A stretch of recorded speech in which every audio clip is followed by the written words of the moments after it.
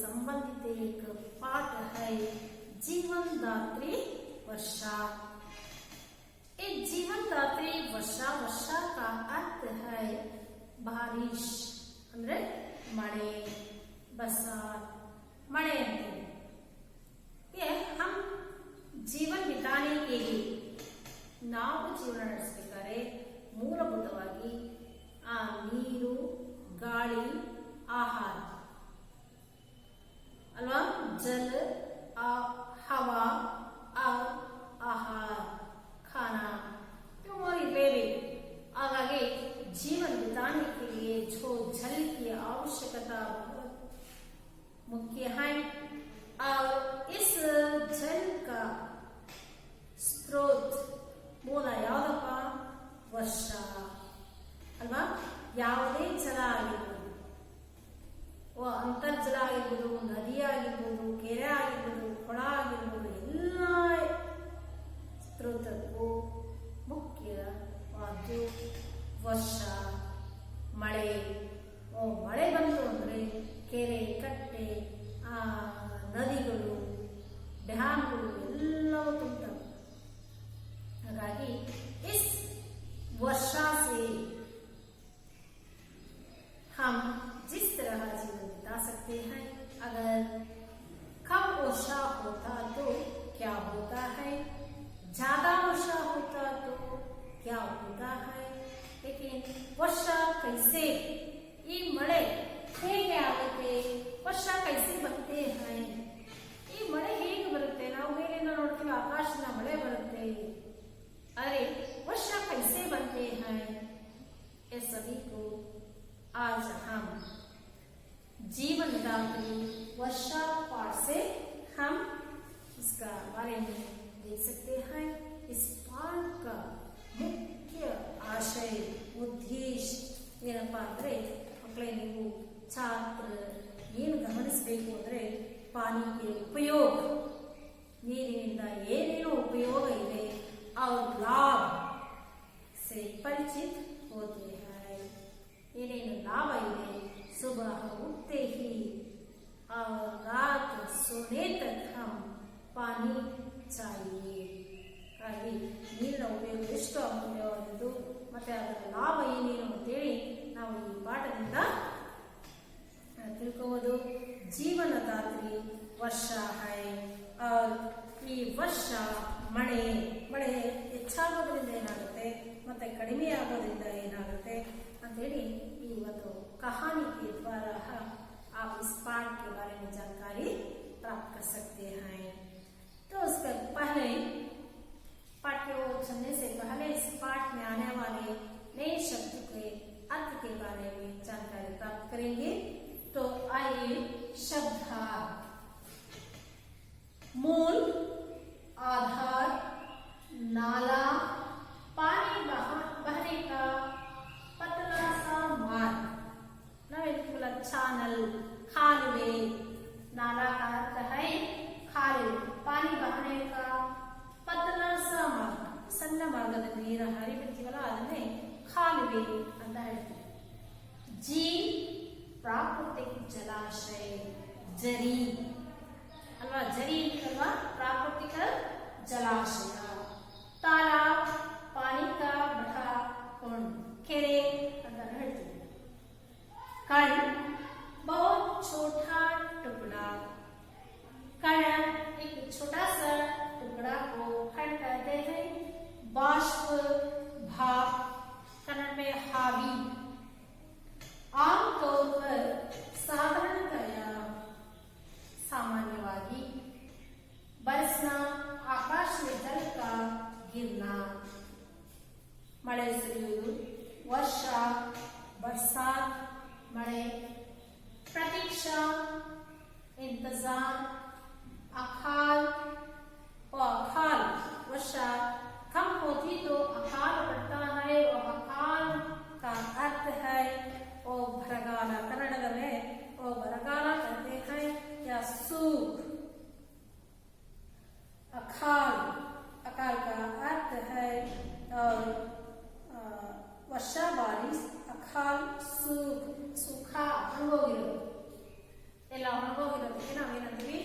गद्दे केरे ಎಲ್ಲ ಮುಗಿದ್ರೆ ಅದನ್ನ ಬರಗಾಲ ಅಂತೀವಿ.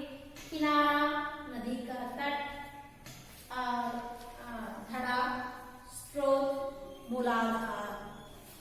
और इस पाठ में आने वाले एक शब्दार्थ है मूल, आधार, नाला, पानी बहने का पतला सा मार्ग, झील, प्राकृतिक जलाशय, तालाब, पानी का बड़ा कुंड, खंड, बहुत छोटा टुकड़ा, बाष्प, भाप, आमतौर पर साधारणतया बरसना, आकाश से झलकर गिरना, वर्षा, बरसात, प्रतीक्षा, इंतजार, अकाल, सूखा, किनारा नदी का तट, स्रोत, मूलाधार। और आगे हम पाठ की ओर चलेंगे। पाठ जीवनदात्री वर्षा। इस पाठ में छात्र पानी के उपयोग और लाभ से परिचित होते हैं।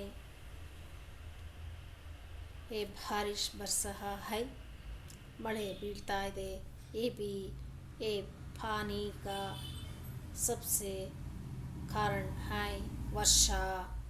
वर्षा का अर्थ है मಳೆ। जीवन के लिए पानी अनिवार्य है। पानी के स्रोत अनेक हैं। नदी, नाला, सागर आदि। नदी, ये नदी है, इन सब का कारण है वर्षा।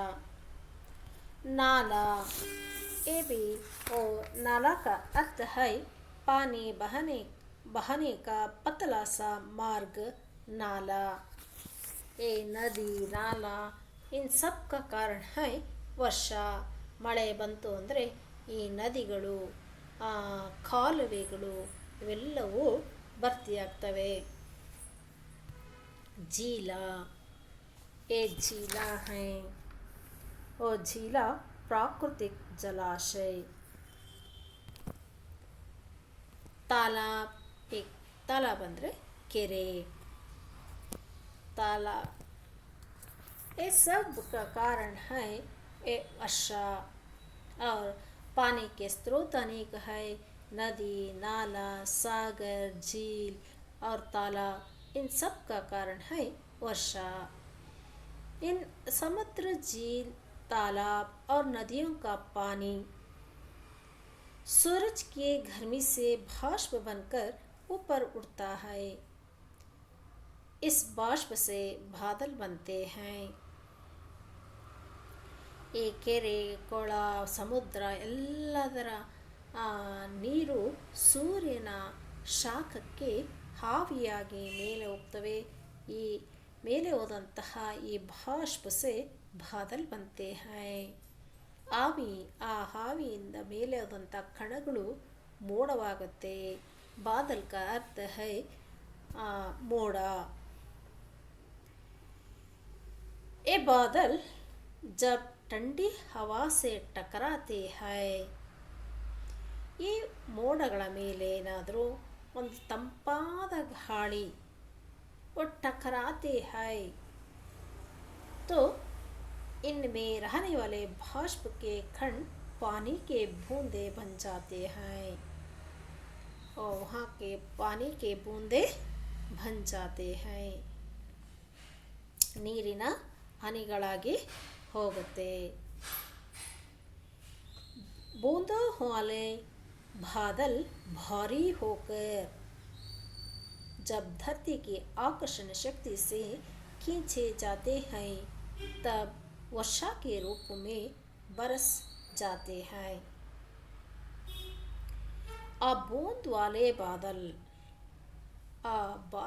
ಏನು ಬಾಷ್ಪದ ಕಣಗಳಿದ್ದಂಥ ಆ ಮೋಡದ ಮೇಲೆ ತಂಪಾದ ಗಾಳಿ ಬೀಸಿದಾಗ ये बाष्प के कण ಏನಾಗುತ್ತೆ, पानी के बूंदे बन जाते हैं। ये पानी के बूंद वाले बादल भारी होकर, भारी ಅಂದರೆ ಭಾರವಾಗಿ ಅದೇನು ಮಾಡುತ್ತೆ, ಧರ್ತಿ ಆಕರ್ಷಣ ಶಕ್ತಿ ಸೆ ಭೂಮಿಯ ಆಕರ್ಷಣ ಶಕ್ತಿಯಿಂದ ಅದು खींचता है तब वर्षा के रूप में बरस जाते हैं.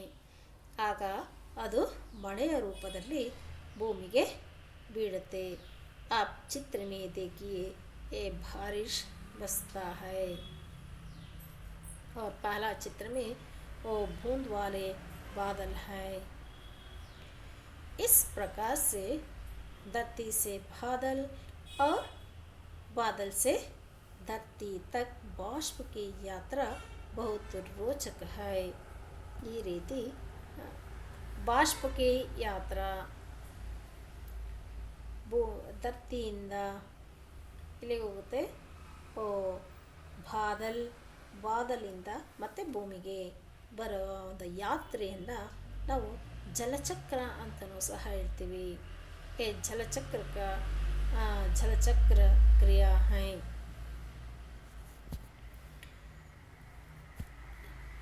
एशिया में यूरोप की तरह 12 महीने वर्षा नहीं होती. ಏಷ್ಯಾದಲ್ಲಿ ಯುರೋಪಿನ ತರಹ 12 ತಿಂಗಳುಗಳು ಸಹ ಮಳೆ ಆಗುವುದಿಲ್ಲ. ए मानसून की हवाएं वर्षा ऋतु लाती हैं.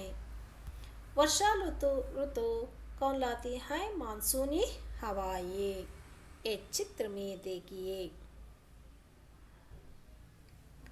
ए समर मानसून ಯಾವಾಗಪ್ಪ ಅಂದರೆ ಜೂನ್ ಟು ಸೆಪ್ಟೆಂಬರ್. ए मानसून की हवाएं ए वर्षा लाती है. ಮಾನ್ಸೂನ್ ಮಾರುತಗಳು ನಮಗೆ ಮಳೆಯನ್ನು ತರಿಸ್ತವೆ.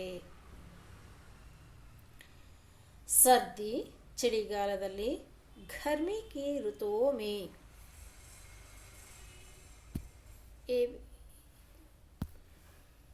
ये भी मानसून के आगमन की तिथियाँ.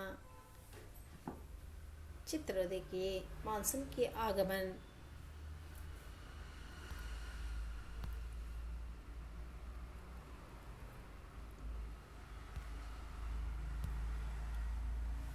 सर्दी गर्मी की ಋತುओं में ವರ್ಷಾ ಆಮತೌರ್ ಪರ್ ಕಮ್ ಹೋತಿ ಹೈ. ಸಾಮಾನ್ಯವಾಗಿ ನಮ್ಮ ದೇಶದಲ್ಲಿ ಭಾರತ ದೇಶದಲ್ಲಿ ಚಳಿ ಮತ್ತು ಬೇಸಿಗೆ ಕಾಲದಲ್ಲಿ ಮಳೆ ಸಾಮಾನ್ಯವಾಗಿ ಬಹಳ ಕಡಿಮೆ ಇರುತ್ತದೆ. इसलिए लोग वर्षा ऋतु की प्रतीक्षा करते हैं.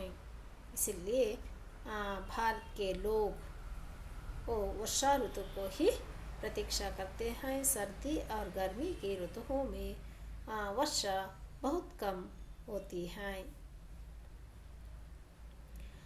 अगर वर्षा नहीं होती तो ये वर्षा नहीं होती तो क्या पड़ता है?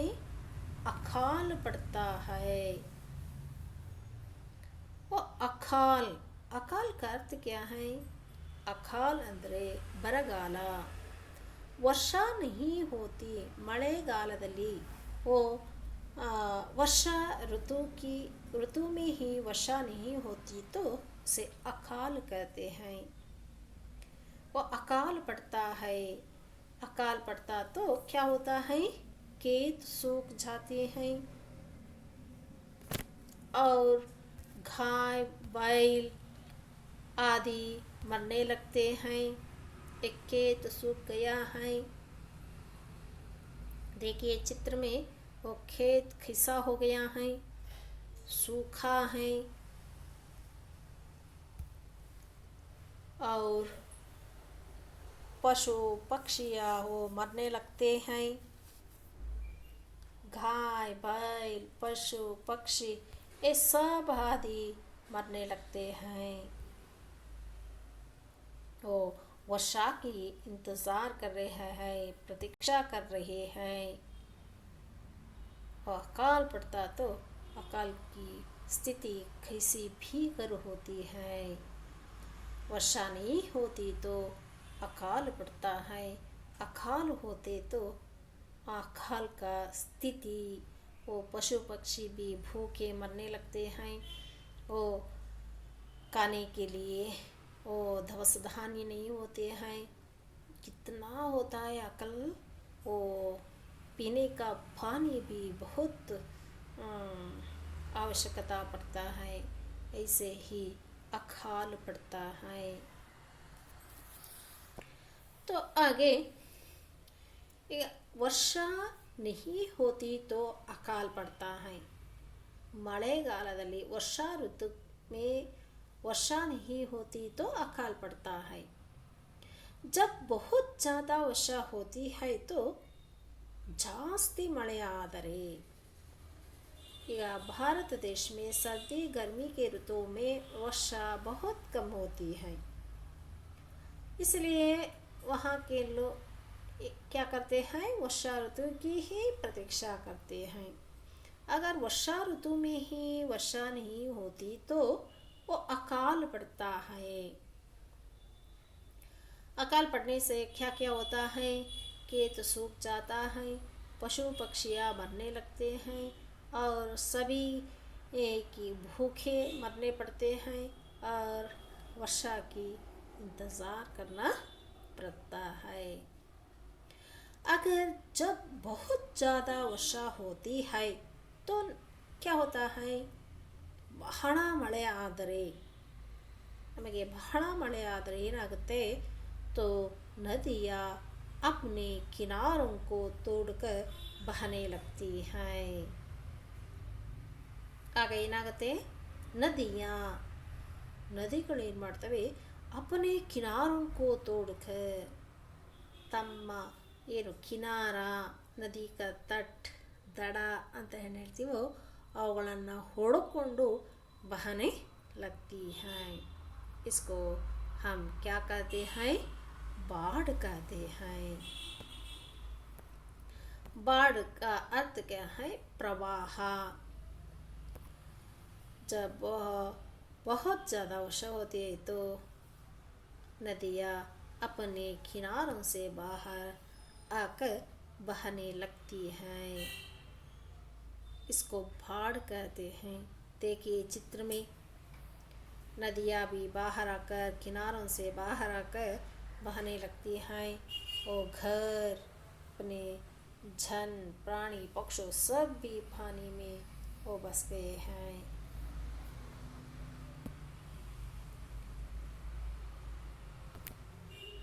देखिए और एक चित्र,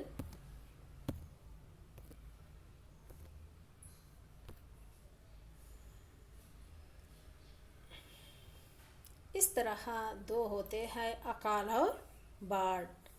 अकाल वर्षा नहीं होती तो अकाल कहते हैं, वर्षा ज़्यादा होती तो बाढ़ कहते हैं।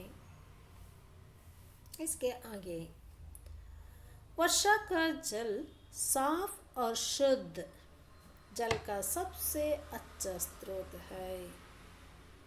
और साफ और शुद्ध जल, ಸ್ವಚ್ಛವಾದ ಮತ್ತು ಶುದ್ಧವಾದ ನೀರು ಯಾವುದಪ್ಪ ಅಂದರೆ, ನೀರಿನ ಮೂಲ ಯಾವುದಪ್ಪ ಅಂದರೆ ವರ್ಷ, ಮಳೆಯೇ ಅತ್ಯಂತ ಶುದ್ಧವಾದ ಸ್ವಚ್ಛವಾದ ನೀರು। भारत के चिरापुंजी में अधिक वर्षा होती है। ಭಾರತದಲ್ಲಿ ಅತಿ ಹೆಚ್ಚು ಮಳೆ ಬೀಳುವ ಪ್ರದೇಶ ಯಾವುದು, चिरापुंजी। चिरापुंजी में ज़्यादा अधिक वर्षा होती है। देखिए वर्षा का ऋतु में जो जल वर्षा जिस तरह बहती है, ये शुद्ध और साफ जल।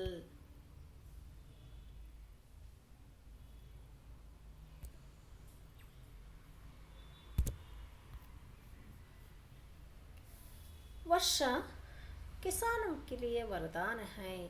ಮಳೆ ಖಂಡಿತವಾಗಿ ಕಿಸಾನ್, ರೈತರಿಗೆ ಒಂದು ವರದಾನವಾಗಿದೆ। वह सभी लोगों के लिए पीने के पानी का मूल साधन है। सभी लोगों को, अमीर हो गरीब हो, सभी को पानी चाहिए। पीने के लिए पानी मूल साधन है। संसार के सभी जीव जंतु, ಇಡೀ ಜಗತ್ತಿನಲ್ಲಿ ಏನು ಇದೆ ಆ ಜೀವ ಜಂತುಗಳು ಎಲ್ಲವಕ್ಕೂ ಸಹ पानी अत्यंत आवश्यक है। संसार के सभी जीव जंतुओं के लिए पानी अत्यंत आवश्यक है, ಬಹಳ ಅವಶ್ಯಕತೆಯಾಗಿದೆ। पानी के बिना कोई भी कार्य नहीं किया जा सकता। खंडिता पानी के बिना सुबह उठते उठते ही हम हाथ मुंह धोने के लिए पानी चाहिए, पीने के लिए पानी चाहिए, खाना पकाने के लिए पानी चाहिए, स्नान करें सभी के लिए पानी चाहिए। इसलिए पानी के बिना कोई भी कार्य नहीं किया जा सकता। ಹಾಗಾಗಿ ನೀರು ಇಲ್ಲದೆ ಯಾರೂ ಸಹ ಯಾವ ಕೆಲಸವನ್ನು ಸಹ ಮಾಡೋದಕ್ಕೆ ಸಾಧ್ಯವೇ ಇಲ್ಲ। ಜೈಸೆ ಸಾಫ್ ಸಫಾಯಿ, ಸ್ವಚ್ಛತೆ, नहाना, स्नान ಮಾಡಲು, धोना, कपड़ों को धुलाना और बर्तन को मांजना, बर्तन को धुलाने के लिए, सिंचाई, बुवाई, ನೀರನ್ನು सिंपಡಿಸೋದಕ್ಕೋಸ್ಕರ, और खेत के लिए और किसानों के लिए वो खेत में ಬೆಳೆಯನ್ನು ಬೆಳೆಯೋದಕ್ಕೋಸ್ಕರನೂ ಸಹ ಅವನಿಗೆ ಮಳೆ ಬಹಳ ಅತ್ಯವಶ್ಯಕವಾಗಿದೆ। आदि इसी तरह वर्षा जन जीवन के लिए अत्यंत उपयोगी है। ಹೀಗೆ ಮಳೆ ಖಂಡಿತ ಜನರ ಜೀವನದಲ್ಲಿ ಬಹಳ ಮಹತ್ವದ ಸ್ಥಾನವನ್ನು ಅದು ಹೊಂದಿದೆ। ನೋಡ್ರಿ, अगर वर्षा होती तो वो क्या क्या होता है, जहाँ वर्षा होती तो वहाँ हर्ष होते हैं। ನೋಡ್ರಿ, ಮಳೆ ಏನಾದ್ರು ಬಂತು ಅಂದರೆ ವ್ಯವಸಾಯ, ಬೇಸಾಯ ಎಲ್ಲ ಕೆಲಸಗಳು ತಾನಾಗಿ ನಡೀತಾ ಹೋಗುತ್ತೆ।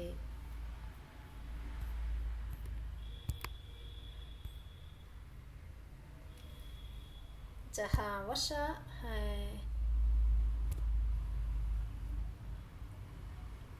ವರ್ಷ नहीं, ಒಂದು ವೇಳೆ ಏನಾರು ಮಳೆ ಬರಲಿಲ್ಲ ಅಂದರೆ ವಹ ಜೀವನ್ ನಹಿ ಹೈ, ಅಲ್ಲಿ ಜೀವನವೇ ಇರೋದಕ್ಕೆ ಸಾಧ್ಯ ಇಲ್ಲ। ವರ್ಷ ನಹಿ ಹೈ तो जीवन नहीं है। इस तरह हमें वर्षा जीवन के लिए पानी अनिवार्य है। ಹಾಗಾಗಿ ಜೀವನ ನಡೆಸಬೇಕು ಅಂದರೆ ನಮಗೆ ನೀರು ಬಹಳ ಬಹಳ ಮುಖ್ಯ। ನೀರಿನ ಮೂಲಗಳು ಎಲ್ಲದಕ್ಕೂ ಕಾರಣ ಏನು, ನದಿ, नाला, सागर, झील, तालाब, सभी के लिए ये वर्षा ही सबसे बड़ा कारण है। और ही सभी का पानी ಏನು ಕೆರೆ ಕೊಳ ಎಲ್ಲದರಲ್ಲೂ ಇದೆ, ಆ ನೀರು नदियों का पानी सूरज की गर्मी से बाष्प बनकर ऊपर उड़ता है।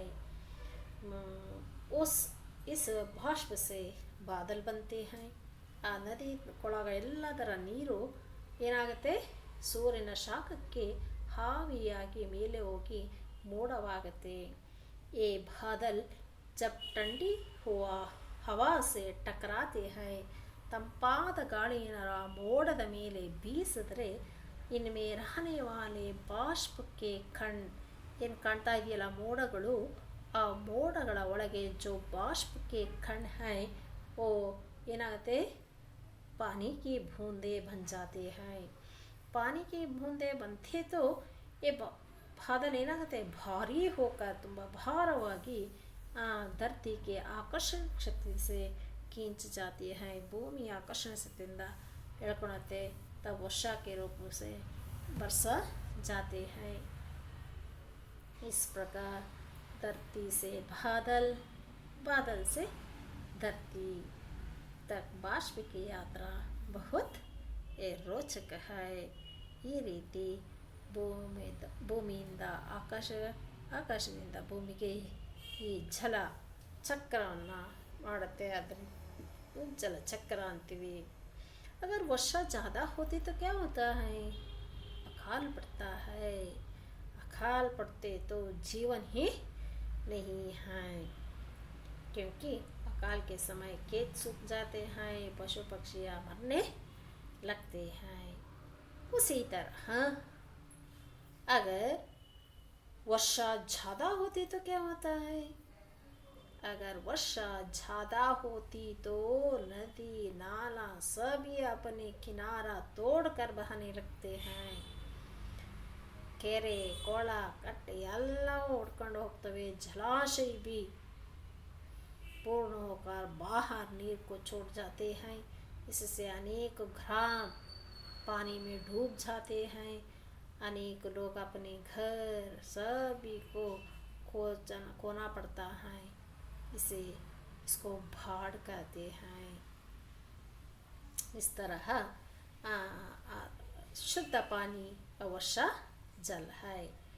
ज़्यादा वर्षा होती तो बाढ़ होता है. कम वर्षा होती तो अकाल पड़ता है. इसलिए एल्रिಗೂ ನೀರು पानी ಅನ್ನೋದು बहಳ मुख्य. पानी का उपयोग और महत्व के बारे में अब हम जानकारी प्राप्त किया है. जहाँ वर्षा नहीं वहाँ जीवन.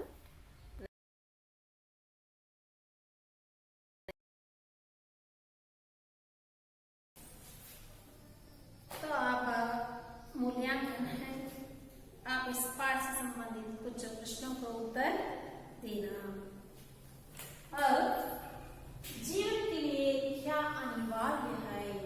में जीवन के लिए क्या अनिवार्य है? जीवन के लिए पानी अनिवार्य है. ನಾವು ಜೀವನ ಮಾಡಬೇಕು ಅಂದ್ರೆ पानी ಬೇಕೇ ಬೇಕು. पानी अनिवार्य है.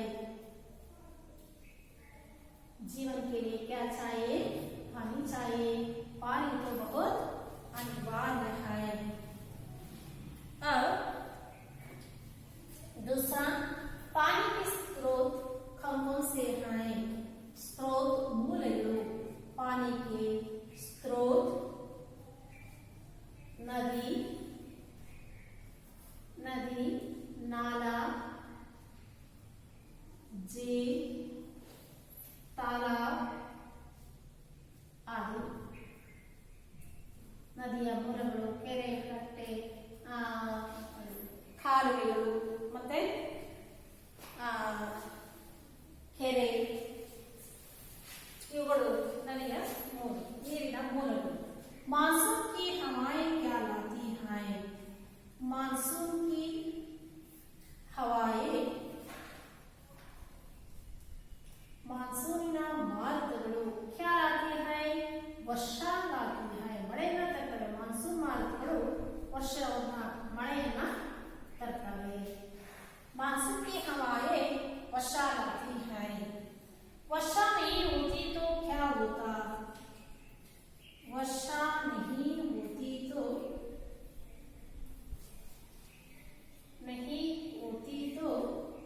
ಮಳೆ ಏನಾದ್ರು ಬರಲಿಲ್ಲ ಅಂದ್ರೆ ಅದನ್ನ ಏನಂತೀವಿ? अकाल बरगाहवागुತ್ತದೆ. खेत सूख जाता है. पशु पक्षियां मरने लगता है. और पीने का पानी का अनिवार्य होता है. इसलिए अनेक ತೊಂದರೆಗಳಾಗ್ತವೆ. ಹಾಗೆ वर्षा नहीं होती तो अकाल होता है. वर्षा ज्यादा होता तो बाढ़ होता है. प्रवाह. शुद्ध जल का स्रोत क्या है? शुद्ध जल का ಶುದ್ಧವಾದ ನೀರಿನ ಮೂಲ ಯಾವುದಪ್ಪ ಅಂದ್ರೆ ಶುದ್ಧ ಜಲ का स्रोत वर्षा है. ಮಳೆ ನೀರೇ ಬಹಳ ಪರಿಶುದ್ಧವಾದ ನೀರು. ಹಾಗೆ जीवन के लिए क्या अनिवार्य है? जीवन के लिए पानी अनिवार्य है. पानी के स्रोत कौन से हैं? पानी के स्रोत नदी नाला झील तालाब आदि हैं. मानसून की हवाएं क्या लाती हैं? ये मानसून की हवाएं वर्षा लाती हैं. वर्षा नहीं होती तो क्या होता है? वर्षा नहीं होती तो अकाल होता है. तो अकाल पड़ता है. बरगाल आते. शुद्ध जल का स्रोत क्या है? शुद्ध जल का स्रोत वर्षा है. तो अब हम आगे इस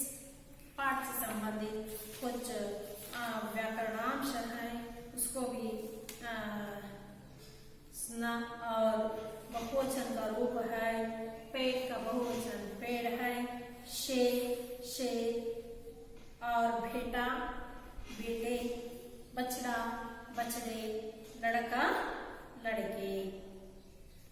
ये पहाड़ का बहुवचन पहाड़ है, पेड़ का बहुवचन पेड़, शेर का बहुवचन शेर, और वचन का बहुवचन वचन। और इस पाठ से संबंधित कुछ कार्य को आप घर में लिख कर लाना। तो कार्य का प्रश्न है, बादल कैसे बनते हैं? बादल ಮೋಡ ಹೇಗೆ ಆಗುತ್ತದೆ?